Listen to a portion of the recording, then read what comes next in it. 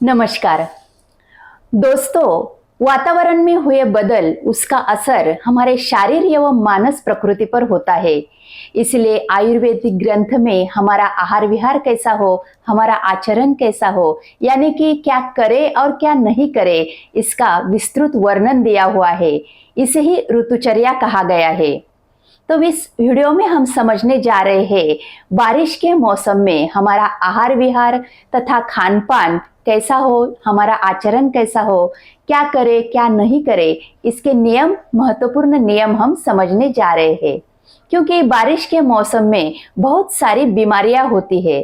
इससे बचने के लिए, यानी हम निरोगी रहे, हमारा स्वास्थ्य अच्छा रहे, इसलिए हम क्या क्या सावधानियां बरते, आइए समझते हैं इस वीडियो में। तो दोस्तों, अगर ये वीडियो हम आपको पसंद आते हैं तो इसे लाइक करें, कमेंट करें, अपने दोस्तों के साथ शेयर करें और अगर आप नए हैं तो इसे जरूर सब्सक्राइब करें और बेल आइकॉन पे जरूर क्लिक करें ताकि जब हम नया वीडियो अपलोड करते हैं तो तुरंत उसका नोटिफिकेशन आपको मिल जाएगा। सबसे पहले आइए जानते हैं वर्षा ऋतु यानी बारिश का मौसम कब आता है। अंग्रेजी महीनों के अनुसार 15 जून से 15 अगस्त तक वर्षा ऋतु रहता है और महाराष्ट्र में जून, जुलाई, अगस्त, सितंबर इन महीनों में बारिश का सीजन रहता है। हालांकि इस साल यानी 2023 में यह मानसून लेट हो रहा है, अभी तक यह सक्रिय नहीं हुआ है, फिर भी हमें इस ऋतु का कड़ाई से इन नियमों का पालन करना बहुत ही जरूरी है। तो आइए जानते हैं वर्षा ऋतु में वातावरण में कौन से लक्षण दिखाई देते हैं। वर्षा ऋतु में कड़कड़ाती चिलचिलाती धूप से निजात मिलता है। धरती पर पानी के जो मुख्य स्रोत है जैसे नदियाँ, तालाब, कुआं वर्षा ऋतु के होने से पानी से भर जाते हैं, जिससे वातावरण में ठंडी हवाएं चलती है। सभी जीव जंतु, जानवरें, इंसान, पेड़ पौधों को इस सुहाने मौसम के आने से गर्मी से राहत मिलती है। पृथ्वी हरी भरी घास से ढकी होने से सृष्टि का अनुपम सौंदर्य खिल उठता है। वह अनेक प्रकार के धान्यों से सुशोभित रहती है। मंद मंद ध्वनि करके बरसते हुए मेघों से सूर्य तथा आकाश छिपे रहते हैं। तप्त गर्म धरती पर ठंडे तुषारों के साथ वायु चलती है। इससे जमीन से भाप आने लगती है। पानी अम्ल विपाकी और गंदला हो जाता है। आइए जानते हैं इस वातावरण का हमारे शरीर पर तथा दोषों पर क्या असर होता है। पहले ऋतु की बढ़ी हुई उष्णता के कारण शरीर अधिक दुर्बल होता है और इस ऋतु में बढ़े हुए जल तत्व तथा आर्द्रता के कारण अग्नि मंद होने के कारण शरीर अधिक दुर्बल हो जाता है। वर्षा ऋतु में जब शीतल वायु के साथ जोरों की वर्षा होती है तो बाहर का वातावरण अत्यधिक ठंड होने के कारण शरीर में जो शीत गुणात्मक वायु है उसका शीघ्र ही प्रकोप हो जाता है। इस ऋतु में पित्त भी संचित होता है, कफ भी बढ़ी हुई अवस्था में रहता है। इस तरह वात, पित्त, कफ इन तीनों दोषों की जो अवस्था है वह वर्षा ऋतु में बढ़ी हुई रहती है। इसलिए हमें ऐसे अन्न का सेवन करना चाहिए जो वात, पित्त, कफ इन तीनों दोषों का निवारण कर सके।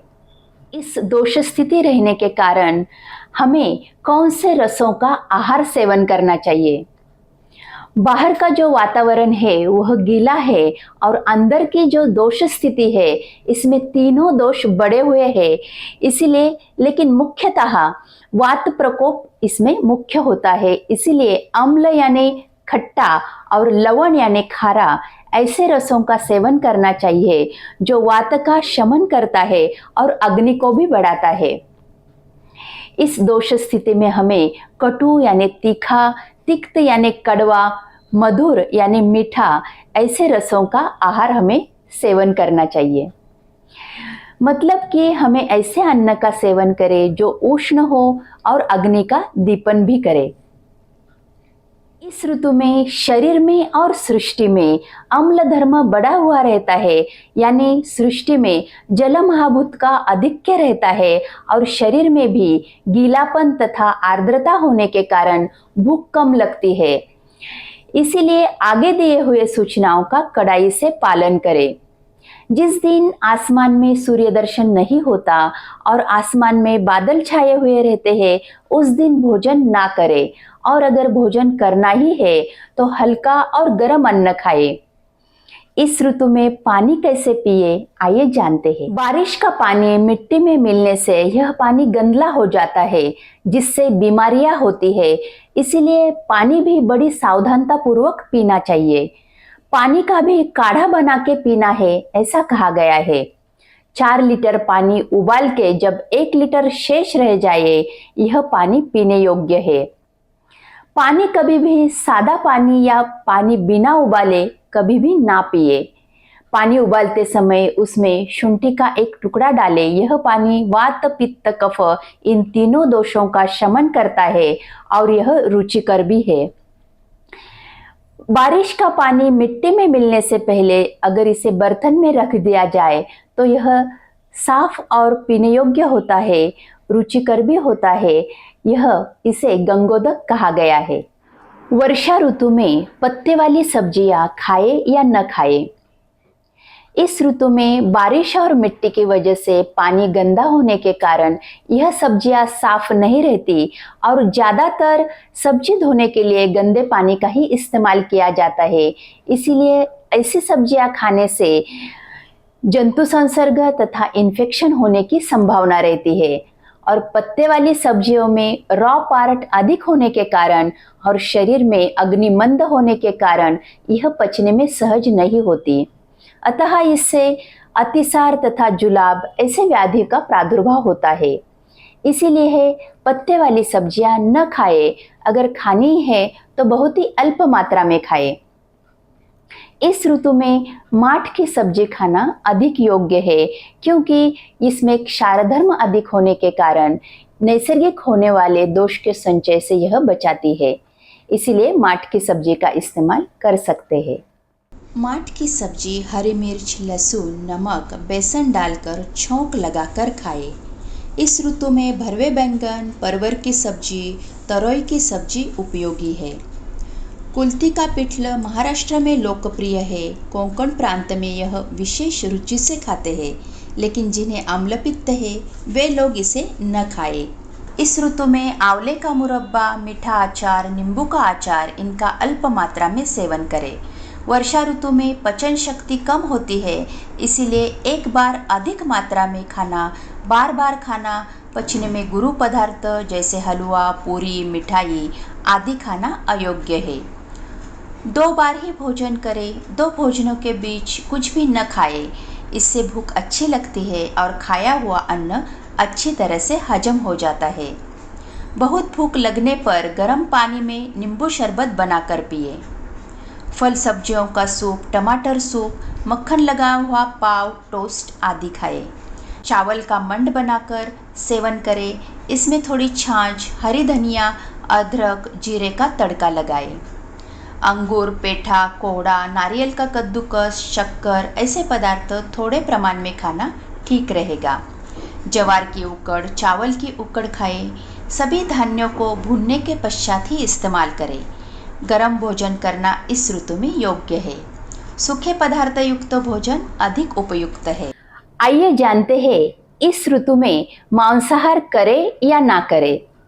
जहां तक हो सके इस ऋतु में मांसाहार ना करें, क्योंकि जिन पशुओं का मांस इस्तेमाल होता है उन पशुओं का दिया हुआ आहार तथा पानी दूषित होने की संभावना इस ऋतु में ज्यादा रहती है। इसलिए ऐसा मांस खाने से स्वस्थ व्यक्ति भी रोगग्रस्त होने की संभावना रहती है। इसलिए मांसाहारी व्यक्ति ने मांसाहार ना करे। अगर मांसाहार करना ही है तो ऐसे लोग सूप ले सकते हैं। ज्यादातर बाहर के खाद्य पदार्थों का इस्तेमाल ना करें, क्योंकि इससे संसर्गजन्य रोग बढ़ने की तथा फैलने की संभावना ज्यादा रहती है। इसीलिए यह सावधानी बरतनी जरूरी है। वर्षा ऋतु में शहद लेना लाभदायी है, क्योंकि शहद मधुर यानी मीठा, उष्ण यानी गर्म, योगवाही यानी यह जिन द्रव्यों के साथ दिया जाता है वह उसके भी गुण बढ़ाता है। यह उत्तम कफनाशक और वातनाशक होने के कारण यह औषधियों के साथ अनुपान की तरह ले, लेकिन इसे आहार की तरह लेना उचित नहीं है। आजकल टीवी में, जाहिरात में बच्चों को ब्रेड के साथ, चपाती के साथ आहार जैसा खाते हुए दिखाते हैं, लेकिन यह सरासर गलत है, क्योंकि शहद उष्ण और लेखन गुण होने के कारण इसका अजीर्ण भी हो सकता है। इसलिए यह अधिक मात्रा में ना ले, क्योंकि इसका अजीर्ण हो जाए तो इसकी चिकित्सा करना बहुत ही कठिन हो जाता है। लेकिन जिसकी कफवात प्रकृति है और जो स्थूल है, वह लोग शहद 1 चम्मच की मात्रा में पानी का काढ़ा बना के वह ठंडा करके ले, इससे वजन कम हो जाता है। आइए जानते हैं इस ऋतु में दही खाए या न खाए। वर्षा ऋतु में दही खाना पूर्ण वर्ज्य है, क्योंकि यह कफ को बढ़ाता है, अग्निमांद्य उत्पन्न करता है, इसलिए दही ना ले। दोस्तों, दही के ऊपर हमने डिटेल वीडियो बनाया है, जिसका लिंक हमने डिस्क्रिप्शन बॉक्स में दिया हुआ है, इसे आप जरूर देखिएगा। दोस्तों, अगले वीडियो में देखते हैं कौन सा आहार ना ले और हमारा विहार तथा हमारा आचरण कैसा हो। तो मिलते हैं अगले वीडियो में। तब तक के लिए आयुर्वेद के साथ स्वस्थ रहिए, मस्त रहिए, खुश रहिए, इस शुभकामना के साथ। धन्यवाद।